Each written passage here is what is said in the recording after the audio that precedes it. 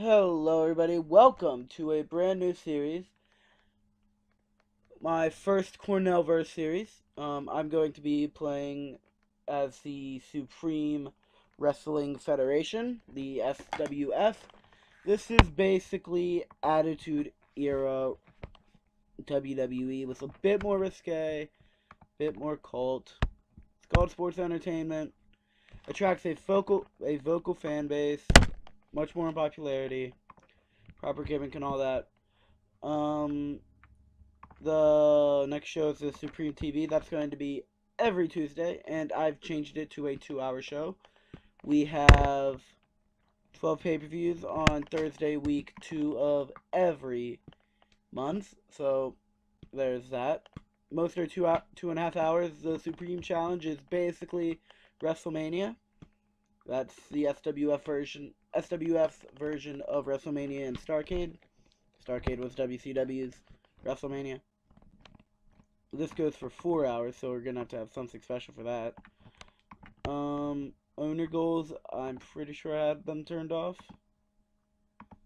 Yeah, I had them turned off because if we could still see the owner goals. Rich money must be kept above 77 popularity. Vengeance must be kept above 77 popularity. And I don't know how I'm going to do this because they're both old, I think. Older, at least. Let's go through the creative meeting. We have Christian Faith, Jack Bruce, Rich Money, Remo, and Vengeance on our franchise players. Our next big things, we have 5. We have Huey Cannonball. We have Jack Avatar. That is my character. I already have a simmering tension with Mark Dubois and a strong dislike of Everest because I fired Everest and I read Mark Dubois the riot act when he failed a drug test that I did to start this thing off. We have Paul Huntington here. He is his real name is his usual name is Aristocrat, but SWF is Paul Huntington. He's basically Hunter Hearst Helmsley. We have Spencer Spade. I called him up from development because he's basically ready. You can read that if you want. And Jefferson Stardust, who I plan to push big time, changing his name eventually as like a Johnny Nitro-esque character. I'll probably use the Johnny Nitro name, don't hate on me. Hot prospects, same list, different order. Talk the talk, we have Emma Chase. I like to think of her as basically the Cornell versus Paul Heyman in terms of mic skills and the Chase agency, which she is the manager of. Jack Bruce, Kristen Faith, Angry Gilmore, probably the best all-around competitor that SWF has, Tom Angry Gilmore. 92 psychology, 95 basics. Gonna want to keep this guy for a long time because whenever he retires, he's gonna be an excellent road agent. And when he gets down to the time decline, we'll send him down to development to be a trainer. Rich Money, another good wrestler, as far as I know. I don't necessarily know a lot about the Cornellverse, so let's go with that. Showstoppers, Angry Gilmore is number 1.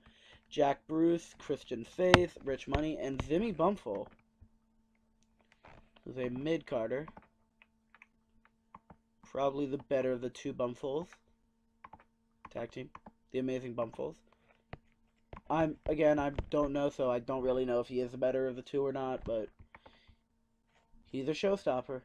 Ring Generals, Angry Gilmore, Kristen Faith, Squeaky McLean, the current North American champion. That is basically the Intercontinental title, the United States title, Rich Money, and Lobster Warrior, who's apparently a fan favorite, but not a favorite with me. So what I plan on doing is changing him to is having him run a injury storyline, and then come back as Chris Morissette. Because, yeah, I don't necessarily like that gimmick. I don't like things that are like too gimmicky in the sense. Who's hot? Jack Bruce, Meredith Koklov. He is on a pay-per-view only, so we won't be using him much. He'll probably be in a squash match on the pay-per-view just to, you know, get him work and whatnot. But I don't plan on really ever using him. I might when his contract comes up, which I think is in quite soon, maybe like 2 months or something, if I remember correctly. Then I will either let him go, or if I can get him to sign a contract where he'll work all dates, or at least major TV and above, then I might use him. I'm not exactly sure how good he is in ring, though. This is who thought, yeah? Kristen Faith, Remo, and Vengeance. Who's not Randy Bumful and Jungle Lord. Jungle Lord is one half of the SWF World Tag Team Champions with Captain Atomic. Time decline, we only have 3 because I sent Enforcer Roberts down to development to train. And I fired Everest because he was an extremely negative influence. And he was an opener, he was 40, he wasn't going to do anything. Except job out, and he wasn't even that good at doing that. From what I could see in his stats. So we have Kristen Faith, so we're going to have to protect Kristen Faith. Slowly lower his popularity, still keeping him up in the 80s, 70s, 60s range. Still in the upper echelons of the card before he retires, give him one last big storyline, no big retirement storyline whenever he chooses to. And just use these microphone skills and psychology basics. He'll be an excellent road agent once he retires, or once we start using him. And if I remember correctly, his son is Matty Face is set to graduate from the SWF dojo in a few months, or before 2016, so we'll have him. I did look at his son, Matty Face. He's not good, so we're gonna have to send Matty Face down into development for quite a while, because he starts off with like 20 basics, 20 psychology and whatnot. So not a good worker at all. And he has 30% on steroid use, so that's great. Other time decline are Federic, Antonio Garcia, and Joe Sexy. Hidden gems, we have Hollywood Brett Starr, who I might sign, but he's a locker room cancer. Selfish, extremely ruthless. I'm hoping to think that if I do sign him, I can keep them under control. Casey Glenn, who I would sign because he's a great wrestler, but because he's extremely conservative and we have a heavy risque product, we won't be able to sign him. Mainstream Hernandez, I can already tell you I'm going to be signing him because he's not very popular, but he's quite good in ring, quite good at everything, and I like his alter ego. I like what I can do with it. James Hernandez, I can do some sort of Alberto Del Rio-esque gimmick with him, which is what I plan on doing. Silver Tiger, who I don't really think I'll be signing. Although I might, I mean, he's a hidden gem, so he's obviously fits in a product somewhere. Be good additions to the roster. And Davis Wayne Newton, who is extremely conservative and will not sign with us because of our risque nature. That is Creative Meeting titles. Our North American champion is Squeaky McLean, as I said. He's made 6 defenses so far. And we don't exactly know when it was. He won it in June of 2013, so he's held it for 6 months. Respectable reign, might end it soon. Jack Bruce, he won, 6 months plus. Not necessarily good with that. I'd assume 6 months, yeah, 6 defenses. Jack Bruce has held it for 5 months ever since July of all these began in week 1, so okay. He is a current 5-time champion, so he's definitely one of the cornerstones of the Cornellverse. He was originally in TCW, but he hopped on over he was one of TCW's breakout stars, and he hopped on over in the 2004. He defected to Supreme Wrestling Federation, and he was a part of he was a main focal point, the main babyface of one of the biggest storylines in 2009, Jack Bruce, Man Under Pressure. Big storyline, definitely, and hugely popular, hugely popular. And he's an entertainer, which makes his style fit to our company better. And the tag team title is the Hero Squad, I think, right? Captain Atomic and Jungle Jack, Jungle Lord. And I don't necessarily like these guys. They're an occasional tag team, so we might have them lose it to somebody soon. I'm thinking of having them lose it to the Pain Alliance, a heel tag team.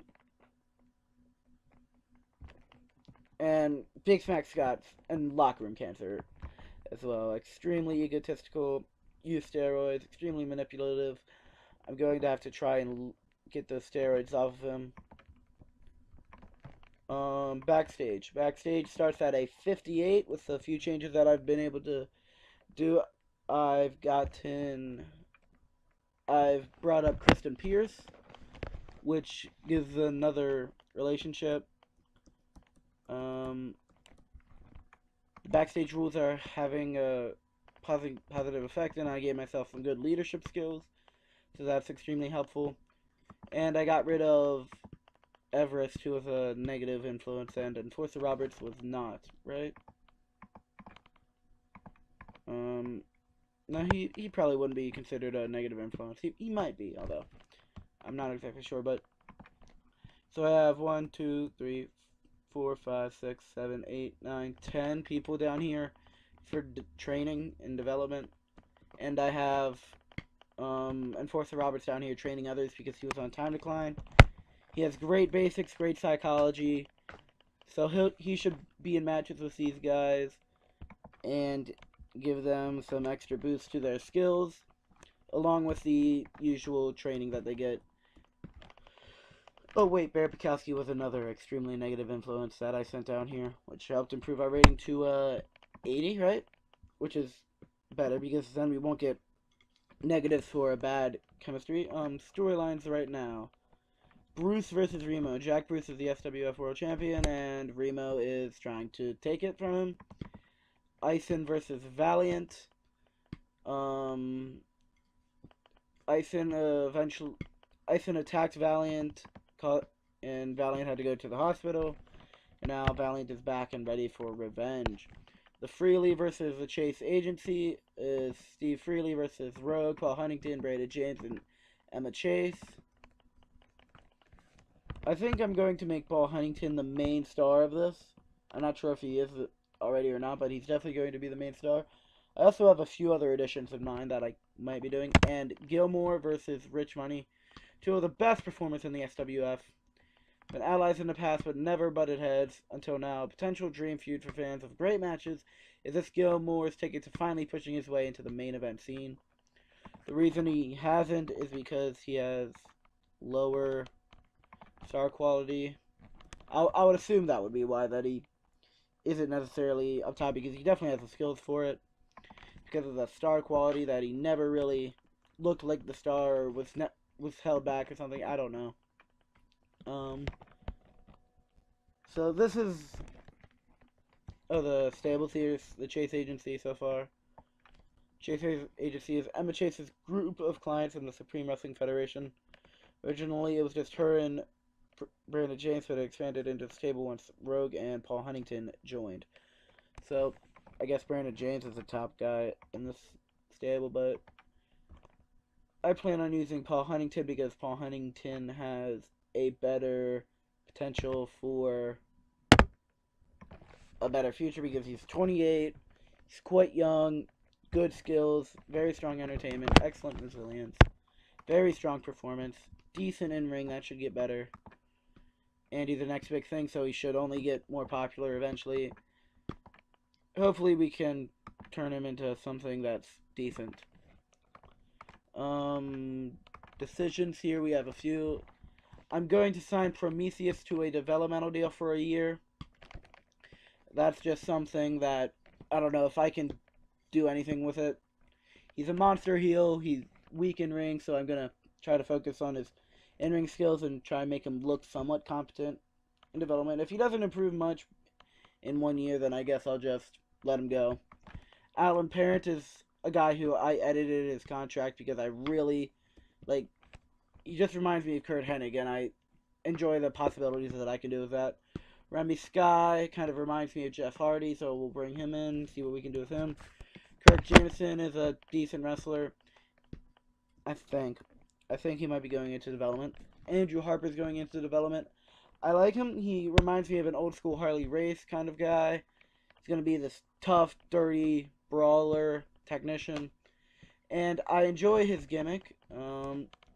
Since the summer of 2013, he has been running a table-breaking gimmick where he powerbombs his hapless foe through a table that has been set up in the ring, usually post-match, so might be able to do something with that. Austin Smooth's going to development. For sure is going to development. Greg Gage and Matthew Keith, they are twin brothers. They are Sam Keith's sons. The family name is Greg. The family name is Gage. Greg kept it because the alliteration sounded better. I apologize for any noise. Ed Monton is going to be positive influence. Great road agent. 90 psychology. 92 respect. Fantastic road agent. And Mainstream Hernandez, as I said. Yeah. Announcers. We have Jerry Ison, Peter Michaels, and Anna Garcia for the events.